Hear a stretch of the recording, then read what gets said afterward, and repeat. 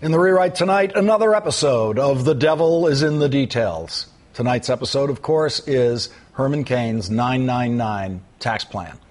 Let's listen to yet another confident explanation of 999 by Herman Cain yesterday in New Hampshire. On the first nine, relative to corporate profits, you are allowed to deduct, this was in the calculation, you are allowed to deduct purchases and capital investments. 100%, no depreciation schedules, capital expenses, and purchases. If those purchases were made here in the United States of America. So that's it. Businesses are allowed to deduct only purchases and capital investments, which are, of course, really just big purchases. So purchases and big purchases. Now, that would bankrupt most American businesses because the 999 plan does not allow them to deduct what is the biggest expense for most businesses. Salaries. Can't deduct salaries. Nor does the 999 plan allow businesses to deduct rent or attorney's fees or accountant's fees or all sorts of regular costs of doing business. The 999 plan does not understand the difference between a company's revenue and that company's profit.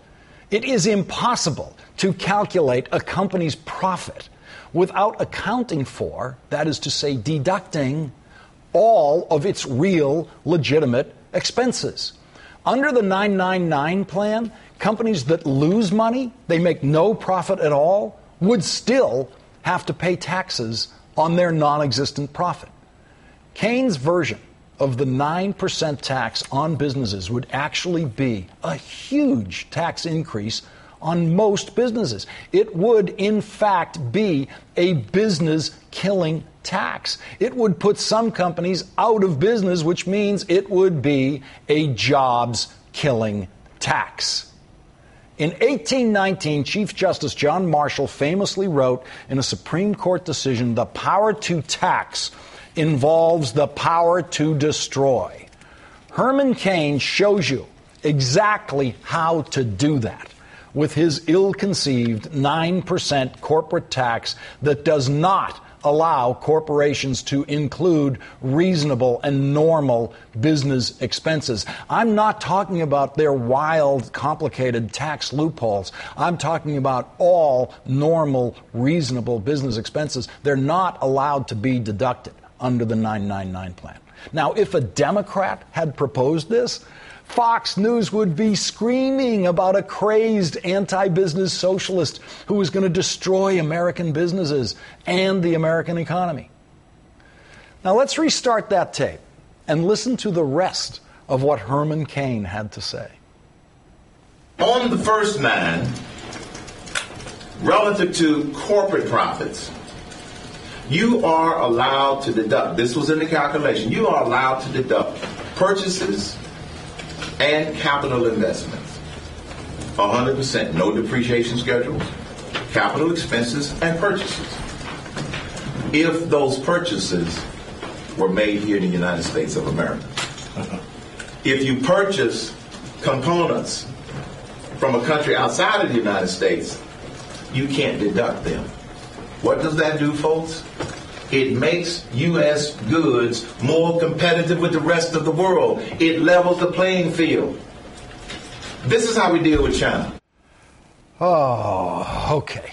First of all, that doesn't level the playing field. That tilts the playing field in favor of American products over foreign products. Now, I know it's asking way too much of the Herman Cain campaign or most of the campaign press to know that that would be in violation of the international trade rules enforced by the World Trade Organization. Those rules are supported by the United States because without them, we would risk being unable to sell our products anywhere in the world. What Herman Cain wants to do is put a tax on Chinese goods or any foreign goods that any American corporation purchases. He's not calling it a tariff, but that is what it is, and it violates every trade agreement we have in American law now, including the 3 that Congress finally passed last night. And If the United States was ever crazy enough to do something like this, other countries would retaliate immediately, creating a virtual shutdown of American exports around the world. Boeing would be stuck trying to sell new aircraft exclusively inside the 50 United States, while Airbus would be selling its aircraft everywhere else in the world. But Boeing wouldn't actually be selling any new aircraft because new aircraft in America would have Cain's new 9% tax on it, and used aircraft wouldn't. See, this simplifying the tax code thing gets wicked complicated wicked fast. Yesterday in New Hampshire, it got too complicated for Herman Cain on the very first question he was asked when he finished describing his 999 plan. It was the single best question anyone has asked Herman Cain so far, including every question that I asked him last week.